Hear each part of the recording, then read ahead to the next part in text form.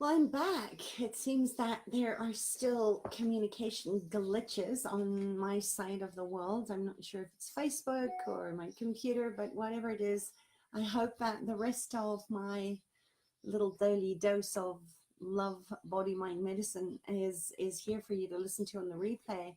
But I just wanted to finish off by just saying, in recap of what I was saying earlier, is that you have the power of choice to be the change. You are the one that you've been waiting for. And it's time. It's time to align your life. This is the card that I pulled before I was so rudely kicked off Facebook. And it really is that, you know, I love this image.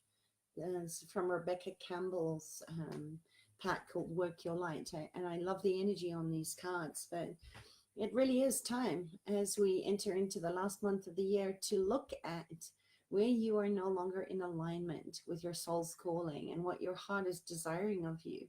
And to remember, we are creatures of habit. So there is a part of us on our nervous system, in our neurophysiology, that likes predictability, and yet we get bored stiff, and then we start to destroy everything that's good and true, along with everything that we don't want. So take some time over the weekend to really look at, you know, what is no longer serving you and who you're being. You know, we're programmed from such an early age to be something that other people want us to be. So give up the lie of who you think you should be, and be the gift to nature, to the animals, to the sentience, by using that childlike wonder, your active appreciation, and your imagination. It's where our creativity comes from. It lies in us, in every cell and every space in between our cells and our body, including our sexual chakra, which is that chakra of passive and active reproduction. It's where we root down into the root chakra and dream into being a new earth that we want to see. So take time over the weekend to just look at where you are and just surrender. And looking at this card, I mean, it really is such a beautiful reminder of how we fracture, how we splinter and fragment parts and pieces of ourselves. So if that is where you're kind of finding yourself very stretched to who you don't, where maybe you've got to the point where you don't even know who you are anymore, take some time this weekend to call back the parts and pieces of you that you have exiled knowingly or unknowingly, consciously or unconsciously, in this lifetime, in any other lifetime. And just take a breath with me into that right now, because there's just an active energy clearing. And just surrender to everything that was, that no longer serves you, across all time, space, dimension, and reality. And trust that you've got this. You're not alone. Your contribution is so needed right now. So focus on what you can change. Focus on using your imagination to see yourself whole, healed, and complete. There's nothing to fix. There's nothing to hide. There's nothing to prove. Just be you, and meet others who are perhaps still asleep, that are still doing things that are harming the earth and hurting animals and hurting other people and hurting the planets, in a loving, compassionate way, to wake them up. So see them, meet them at the highest, greatest whole version of themselves, just as you see yourself. Remember, the microcosm of the macrocosm. We what we think we do become.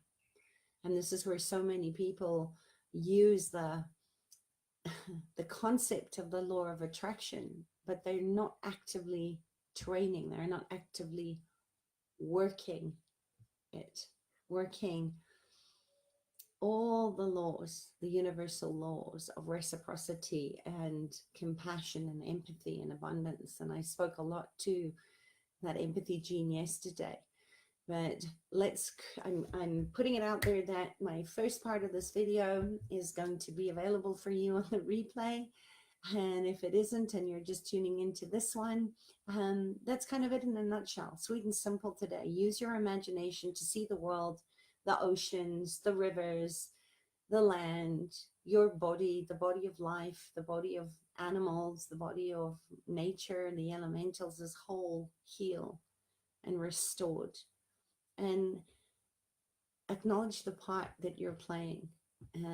If you are sort of concerned about global warming, and who isn't, just remember in the past there were previous worlds according to Hopi tradition, and we emerged from one of these worlds into this one, the fourth world. But in the past worlds, human beings misbehaved in such a way that they offended the spirits of nature, and the spirits of nature retaliated by causing disasters. And we're seeing more and more of those coming up right now. So if you're seeing the world is overheating due to our carbon emissions, due to pollution, plastics, the way that we're fracking and drilling and raping and pillaging the plants, the earth, the oceans, see that as gone. Use your imagination to see it in pristine wholeness, in beautiful condition. See in your mind's eye, in your imagination, all the plastic that is killing the oceans and the land, disappearing, evaporating, blow it out, burn it, do whatever in your imagination, because you're part of nature. And when you use your intention in that sort of creative way of the imagination, everything changes, happens in all aspects of your life. And when you start to give from a place of generosity, of how can I be a greater contribution today, it always comes back around, because we are so interconnected. And we don't have to try to fix climate change. It's too late for that, and it's okay. Our world is changing. We are on the spiral path. We have been in other lifetimes before this. And I've been doing a lot of activations and connection with the Pleiadians right now, because they have been calling me to really look at things from a different way, in the way that I work with trauma and helping people to become whole and healed, so that they can stop hurting themselves, and in so doing, stop hurting the earth and other people and animals. And our role is to be ready to prepare ourselves, not just for the next month, but continuously, to know that we are the ones that are laying out new pathways of possibilities together to rebuild a sustainable Indigenous way of living now, enduring, and after, in the present moment, one day at a time, one moment by moment. So support and uplift each other through the changes. It's going to be okay. And, we don't have to stress out so much. Animals don't like it. Nature doesn't like it when we get heavy and we get hooked into, being swallowed up down the rabbit hole of despair and hopelessness and fear and worry. Lift up, rise up. We don't have to fix. We just have to get ready and prepare, do our daily training to adapt and rebuild in a good way. And I just find that there's a lot of comfort in that. See the earth as whole and healed and unharmed, because she's navigating all of this a heck of a lot better than we ever will know how to do. And anything we as a human species think we can control, yes, we like predictability. And when it gets too predictable, on that lower rung of Maslow's theory, what do? We create trauma and emergency so that we can problem solve and use this brain in our heads, rather than deep diving into the heart brain to trust our intuition and to access the wisdom of our ancestors and our other lifetimes where we did live well. So widen your perspective. The earth is a living, breathing organism, and she's not going to let us kill her. Her immune system's going to kick in, and it already has in so many ways, to force us to change. The animals have been waking us up in their mass suicides and in the way that they have so generously given up their lives in their bodies, like Cecil the lion.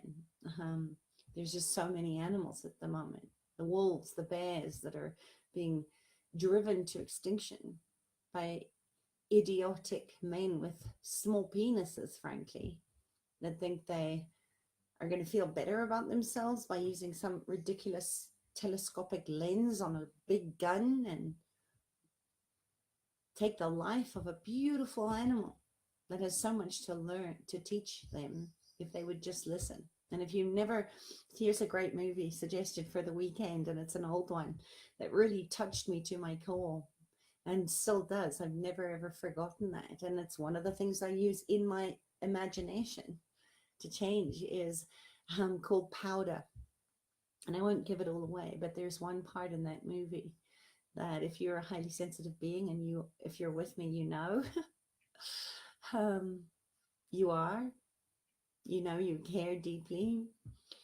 This hunter kills a deer, and he's telling these youngsters that are with him on this hunting expedition to not shoot to kill, but to shoot so that it suffers, which had me weeping in tears.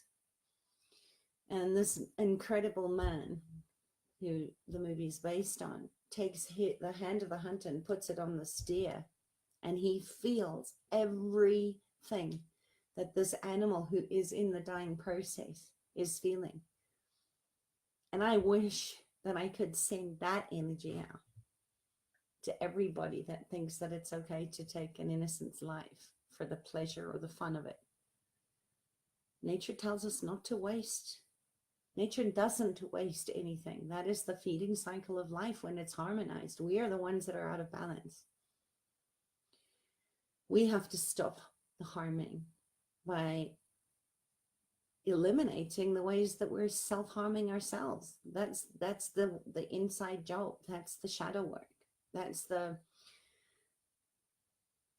where it's uncomfortable, and where we need to go is to look and acknowledge the hurt parts of us, so we can stop hurting others, knowingly or unknowingly. We know what we're doing by where we buy our food, by where we put our money and our resources. And it's in our refusal to buy goods that are overpackaged and double plastic, and go somewhere like your farmer's market with your own bags or basket. That's how we get to affect change in a good way. And that's what's happening right now.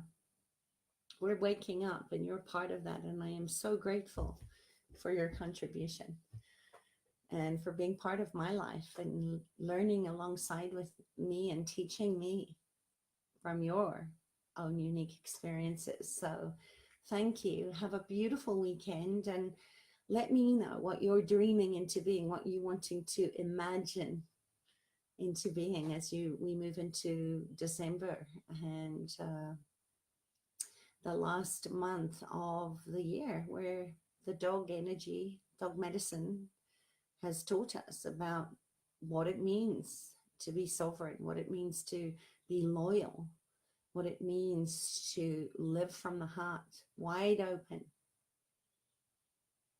and look at the potential and the capacity for healing, and that it's far greater than you can possibly ever imagine. Healing of the earth, healing the plants, healing the animals, healing our own human bodies and minds as part of nature, the healing that wants to happen right now. We just need to get out of our way, this, and allow it to happen.